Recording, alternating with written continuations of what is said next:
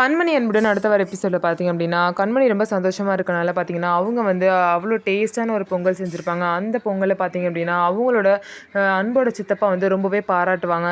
இதை கேட்ட பாட்டி பார்த்தீங்க அப்படின்னா, அப்படிலாம் ஒண்ணும் பொங்கல் ஒண்ணும் டேஸ்ட்டா இல்ல. அதில உப்பு கூட சரியா போடலன்னு சொல்லிட்டு பார்த்தீங்க அப்படின்னா, கண்மணி செஞ்ச பொங்கல வந்து தப்பா பேசுவாங்க. கண்மணிய வேணும்னே வம்பிழுக்கிறதுக்காக இந்த மாரி வேலையெல்லாம் பண்ணுவாங்க.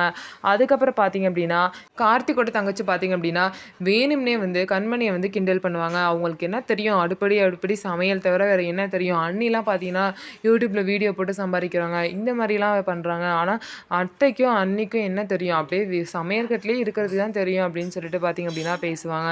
ஸோ இதுக்கப்புறம் வந்து என்ன நடக்க போகுது? இந்த பாட்டி பார்த்தீங்க அப்படின்னா, குடும்பத்தில பெரியவங்களா இருந்தாலும் பார்த்தீங்க அப்படின்னா, அவங்க வந்து குடும்பத்தில எதையாவது சண்டைய மூட்டி விட்டு, கண்மணியையும், அன்பையும் பிரிச்சு விட்டு, வெண்ணிலாவ அன்பு கூட சேர்த்து வைக்கணும்னு நினைக்கிறாங்க. இந்த மாரி கெட்ட எண்ணம் பிடிச்ச பாட்டியோட எண்ணம் வந்து எல்லாத்துக்கும் இன்னும் தெரியாம இருக்கு.